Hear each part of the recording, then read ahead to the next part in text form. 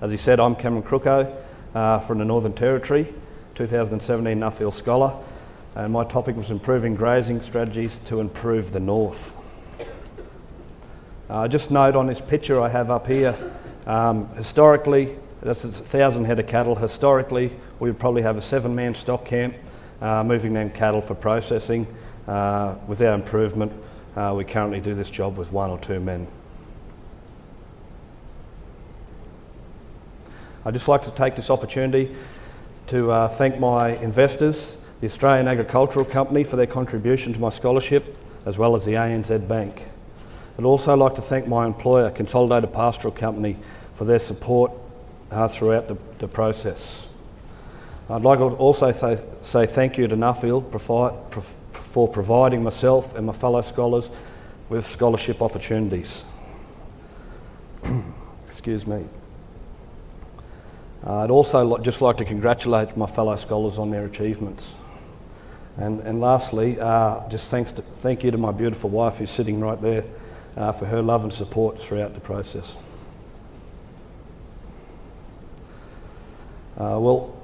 Mambaloo's 380,000 hectares. I've been currently also managing the northern floodplain adjustment, where we run we've increased capacity to run 30,000 head. With a mixed breeding, backgrounding and finishing operation integrated into Indonesia. We also run about 1,500 hectares of the property under a high density rotational system. Issues we face in the north are nutrient leach and soil runoff due to high rainfall events. It's not uncommon for us to get 5 to 10 inches of rain in one fall. So you can imagine what sort of damage that can do if the ground cover isn't there.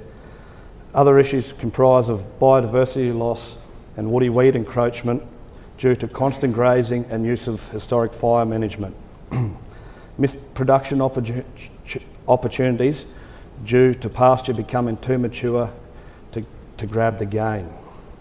Another issue we face, and it's no different to anyone else, and it's been spoken about already over the last few days, is the opposition voice, people that are against farming. Our only option is to speak louder and show that we are doing the right thing.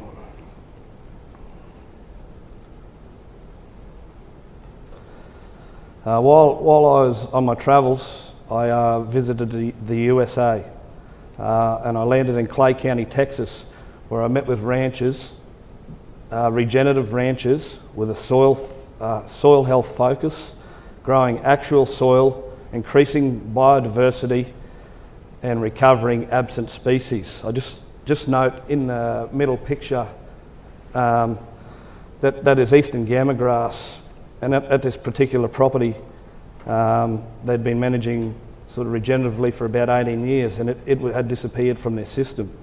And in the last 5 years they've seen it return and slowly spread throughout out the place. Excuse me.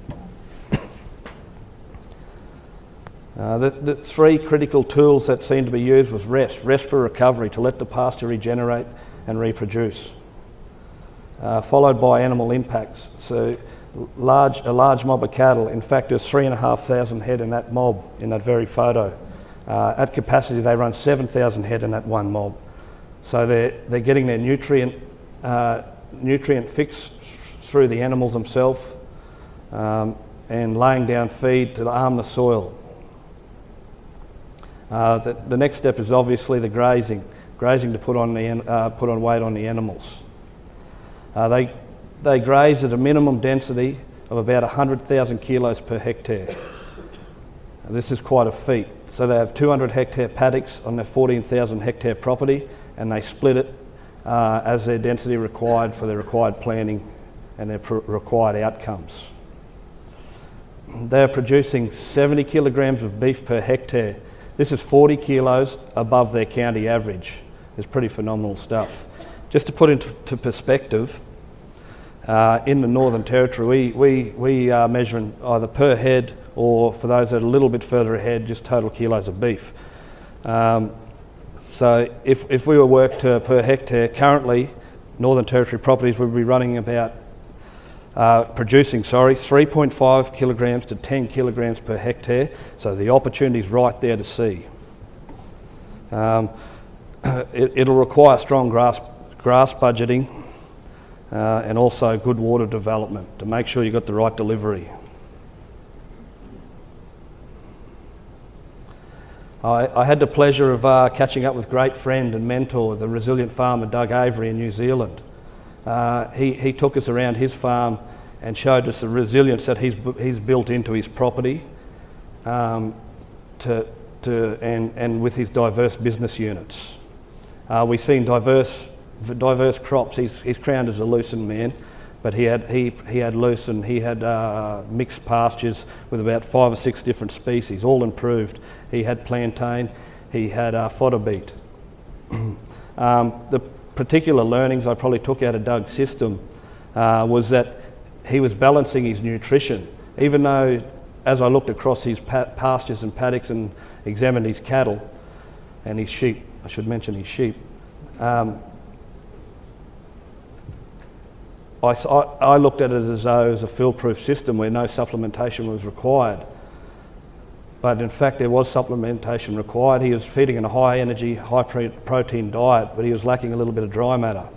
And he told me the difference between his ADG of 2 kg a day would drop to 1.5 kg a day without the dry matter. So it's very interesting.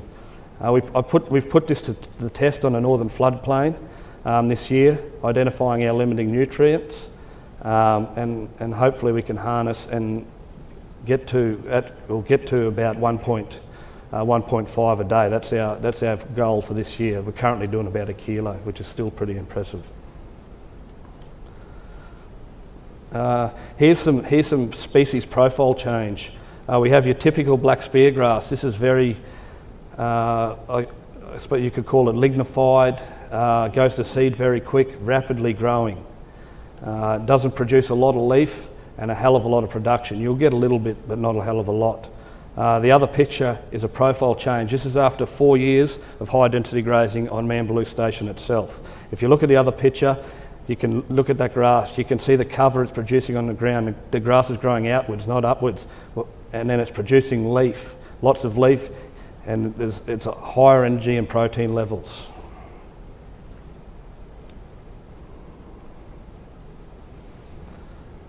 Outcomes I come across whilst on my travels. Ground cover is absolutely critical to hold soil moisture. Strong, robust planting, continuous improvement is a must. Soil growth by the use of cover crops integrated with high density time controlled grazing. Photoed here is some pictures from Bismarck, North Dakota. It is a different environment to what we're used to in the north, but it's just an example of what can be done. And these particular properties, they were laying down, they were measuring what their feed and what they had available to feed. Purpose plant crops, there's 6 or 8 species. They would plan out their grazing and graze accordingly, looking to leave a third to cover the soil to produce organic matter and soil protection. On this particular property, they aim for that coming grazing season for 350 kilograms of production of beef per hectare. I thought that was absolutely phenomenal. It's only small scale, but it's still something to aim for. And growing topsoil, they claim that they grew 20 centimetres of topsoil in the last 18 years. It's pretty incredible stuff. The way their system works, it's integrated with obviously cropping and livestock. So they'll plant down their cover crops, graze their cattle, turn their trade cattle off. Then they'll plant it with a cash crop for cash injection. Followed by, after a harvest, they plant into a perennial crop and graze for the next desired period, sort of 3 to 5 years, and then repeat the process. This is something we could take advantage of in the north, harnessing with our high rainfall and utilising it. Plants will be different, of course, but the opportunity is certainly there. Other outcomes, I think production per hectare dictates change. We have to get away from our traditional per head or per total kilogram produced. If we want to really move forward and be serious about developing the north, I think the new production per hectare will absolutely be critical.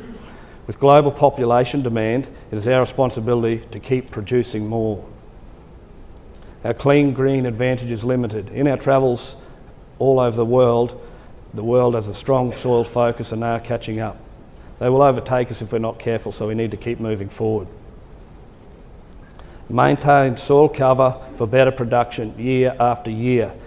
We need to get a more long-term focus and look for stronger outcomes. We need to use better software, utilise better available software to plan. It's already out there. A good example of this I encountered with quite a few New Zealand producers is a program called FarmAX. They were able to create scenarios for their outcomes. They had their target and where they wanted to meet, and if they weren't going to meet their target due to the crop not being the quality they required, they could change their scenario, they could change their target, they could add required supplementation, they could reduce numbers.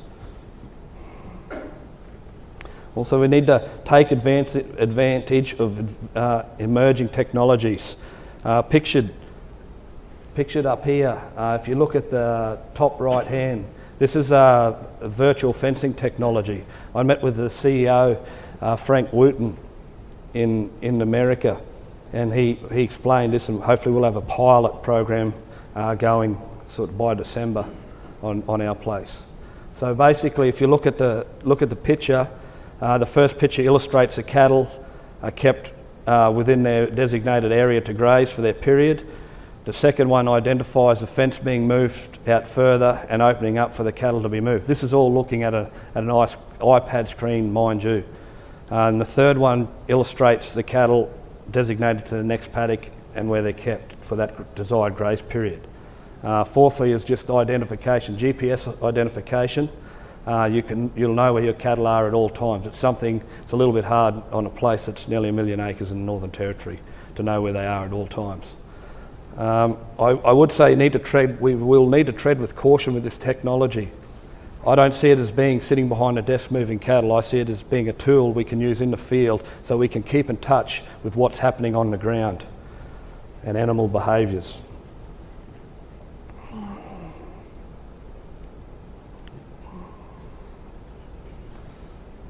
My recommendations out of my travels is to develop the required skills and knowledge to implement change with the intent of intensification at the forefront.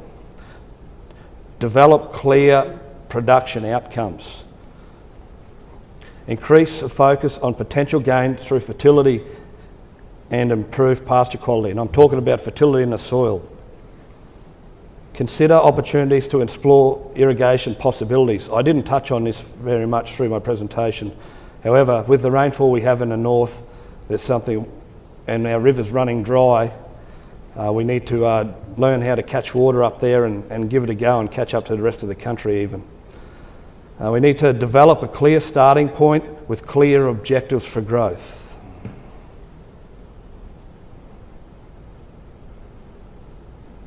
I just like to think, everyone probably is aware of this in the room, but we need to eat beef. It's good for you and it's good for the planet. Thank you.